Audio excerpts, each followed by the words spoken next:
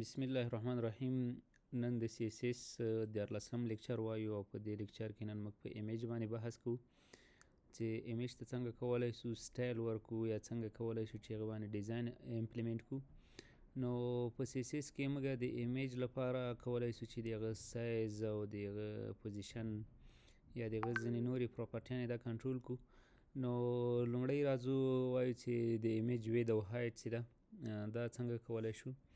نو را بسو HTML ته او په HTML کې به لومړی موږ ایمیج جوړ کړو.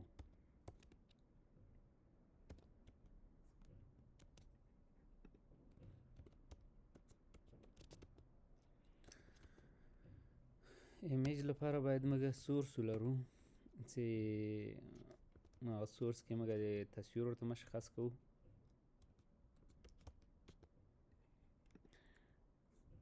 بیا کنټرول اس وکوو، د دې نه وروسته ګورو زموږ سره به تصویر دلته راسي. اوس د دې لپاره چې موږ ایمیج د تصویر د ایمیج د یا تصویر ده او غواړو چې دې ته موږ سایز ورکو، نو نن به په دې ډول باندې موږ سټایل اپلای کړو. صحیح ده. نن به موږ انټرنل سټایل وکارو. نو زه راځم ایمیج ته چې ټاکم وید او هایټ ټاکم. نو وید او هایټ لکه څه رقم چې تیر درسونو کې موږ وویلې چې موږ کولی شو چې د اندازهګیري لپاره مختلف هغه ورته ورکو یونټس ورکو، همغه یونټس باندې دا مشخص کولی شو. نو زه یونټس د پکسل کاروم، مثلا ورته وایم چې دا د 600 پکسل راسي. صحیح ده. وید همدغه شان هایټ چې دا زه ورته وایم چې دا د څو راسي، دا د 500 پکسل راسي. نو د دې سره د دې سایز څنګه کیږي، سایز جوړېدلی شي. صحیح. او همدغه شان د دې نه وروسته بله پراپرټي بارډر ده او بیا بارډر راډیوس ده. بارډر خو موږ په تیر درس کې هم بحث وکړو، موږ کولی شو چې بارډر په اساس باندې شارټ طریقه وکارو. نور تاسو کولی شئ چې بارډر ټاپ او لیفټ او رایټ باټم دا هم وکاروئ او دلته هم همغه ویلو ورکولی شئ. که چېرته یو ویلو ورته ورکوئ دا د څلورو خواو په معنا ده، او که چېرته دوه ویلو ورکوئ هغه په کوم ډول معنا لري، یا درې ویلو په کومه معنا لري، او څلور ویلوګانې کومې معناوې لري، هغه مو په تېر درس کې واضح کړي دي. زه ورته وایم چې بارډر د چی راسي، سولیډ راسي. صحیح ده. یا د ډاټډ راسي. نو دا خو موږ تېر درس کې ویلي وو. صحیح ده. او ډاټډ د څومره اندازه راسي، 4 پکسله دی راسي. کلر د کوم ډول کلر راسي، زه ورته وایم چې بلو کلر دی راسي. نو دغه ټول چې ده دغه په دې باندې امپلیمنټ کېدلی شي. صحیح ده. لکه څنګه مو چې تېر درس کې د بارډر مربوط درس ویلی وو، همغه درس ټول په دغه ځای کې ته کولی شئ چې تطبیق یې کړي. همدغه شان بارډر راډیوس ورته وایي چې بارډر راډیوس د مثلا 6 پکسله راسي. او دا هم موږ په تېر درس کې ویلي، که چېرته یو ویلو وي دا په کومه معنا، یعنې څلورو خواو معنا لري. 4 کونجونه دي ټول کاږه راسي، کونجونه دي کت راسي. او که مثلا 2 ویلوګانې وي بیا کوم معنا لري، 3 ویلوګانې وي کوم معنا لري، 4 ویلوګانې وي کوم مفهوم لري. دا مو په تېر درس کې د بارډر راډیوس مربوط ویلی وو. دا مو اوس ریفریش کړو، نو د بارډر کونجونه څنګه شو، د کونجونه راډیوس راغلل. همدغه شان د باکس شیډو ده او فیسټي ده. نو باکس شیډو چې ده دا مو هم په تېر درس کې موږ ویلی وو. ټیکس شیډو، د باکس شیډو او ټیکس شیډو ترمنځ ډېر فرق نشته.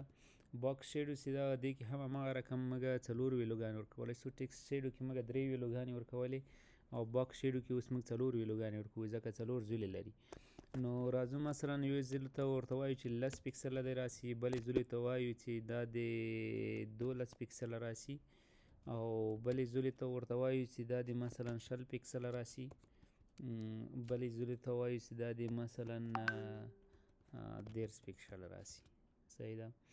نو دا خو همغه د بارډر په رقم مفهوم لري چې 10 پکسله دا د هغه نه شروع کېږي، ټاپ نه، دا بیا د رایټ لپاره ویلو ده، دا د باټم لپاره ویلو ده، او دا د لیفټ لپاره ویلو ده.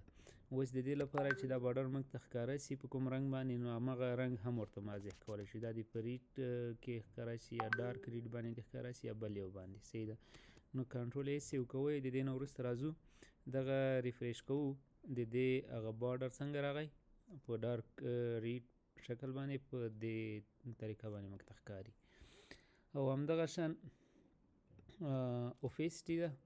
اوفیسټي چې دا د صفر نه نیولې تر یو پورې قیمتونه اخلي. دا باندې هم موږ بحث کړی و د کلر کې. نو که چېرته موږ صفر ویلو ورته ورکړو دا بیخي سپین راځي. که 0.1 ورکړو دا بیخي ورکېدو نږدې کېږي، یعنې ورک غوندې راځي.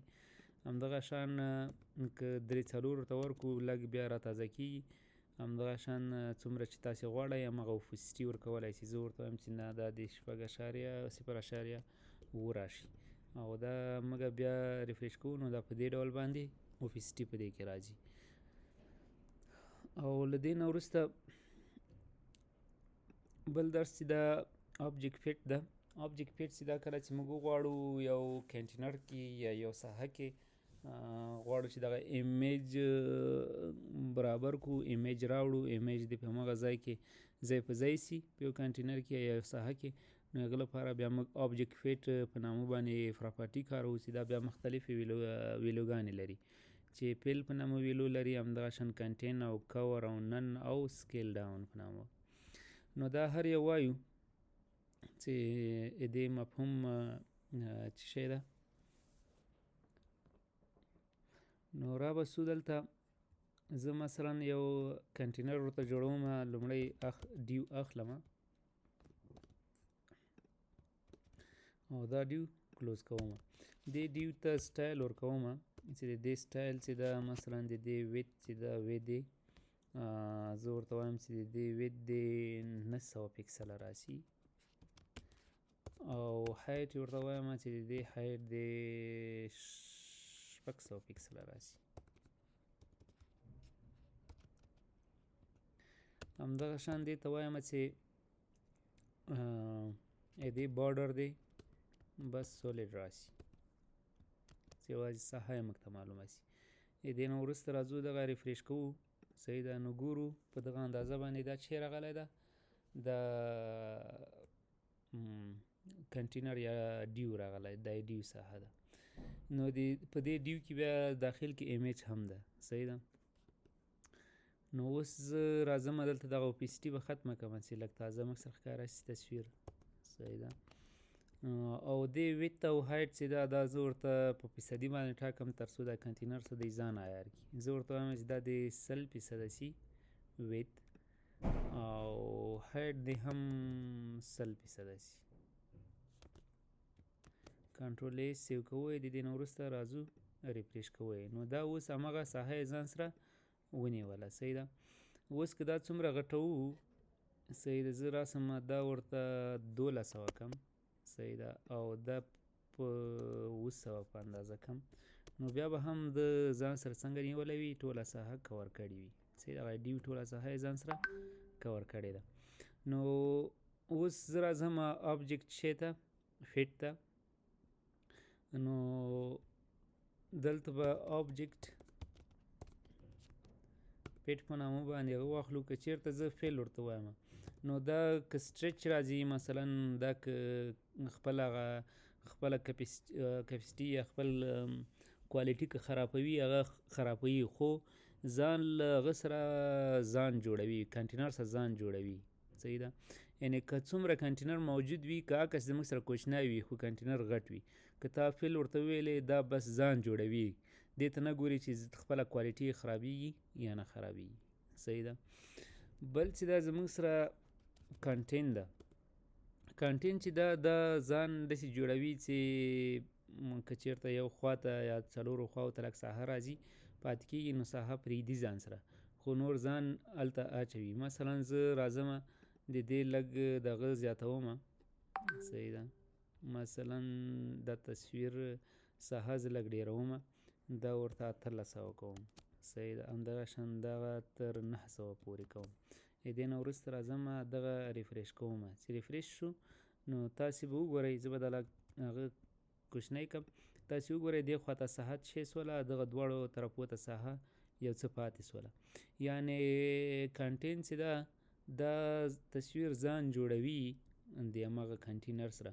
خو که چیرې تصویر کوچنی وي هغه ښکته او پورته وي، یعنې څلورو خواو ته دی بیا کولی سي چې یو څه فاصله پرېږدي، یعنې مکمل ځان پیټ نه راولي. صحیح ده. بل چې دا زموږ سره کور ده، کور چې دا بیا ځان پیټ راولي، ټوله ساحه نیسي. دا کیدلی سي کله کله دا تصویر کراپ سي، که چېرې تصویر غټ وي او زموږ سره ساحه کمه وي، نو بیا په دې وختونو کې تصویر ځان کراپ کوي خو ځان پوره رسوي. صحیح ده. دا هم خپله کوالټي له منځه وړي. یعنې که چېرې موږ سره کنټینر کوچنی و او تصویر غټ و، نو تصویر څنګه کېږي؟ تصویر ورته کراپ کېږي. صحیح ده. او ځان همغه کنټینر کې ځای په ځای کوي. مثلا زه به دلته راسمه هغه ته د ډیو ته، زه ورته وایم چې دا د موږ سره 800 پکسله وي او دا د موږ سره 400 پکسله وي. نو که بیا موږ وګورو تصویر به یو څه ځان اوسه پورې کراپ کړی نه ده، خو که ضرورت شي دا بیا تصویر مثلا غټ وي، نو بیا په دې حالاتو کې دا ځان کراپ کوي ورته. او بل زموږ سره چې ده، دا بیرته راشو خپل حالت ته به راوړو. بل زموږ سره چې ده هغه سکیل ډاون په نامه باندې ده. که زه راسم آبجیکټ فیټ ته، زه ورته وایم چې سکیل ډاون چې دا بیا سایز ته ګوري. که چیرې سایز د تصویر په کنټین حالت کې وي، بیا یې کنټین راوړي. که چیرې تصویر سایز د کور په حالت کې کم راته، بیا کور راوړي. نو دا ګوري چې کنټین مناسب ده او که کور مناسب ده. هر یو چې مناسب وي او سایز یې کم وي، هغه ځان سره انتخابوي. دی خپله ځان سره یا کنټین جوړوي او یا څه جوړوي، کور جوړوي. خو تصویر سایز ته کتل کېږي چې تصویر سایز په کوم حالات کې ښه راتللی سي. نو دا کنټین کې هغه راغی څلورو خواوې چې دا یې خالي پرېښودلی، نو ځان یې څنګه که کنټین حالت ته یې ور تقریبا، او سایز یې په دې اندازه باندې څنګه کېدلی سي، کم کېدلی سي. دا د ایمیج مربوط نن ورځې درس و. نو اوس لپاره ښه وخت.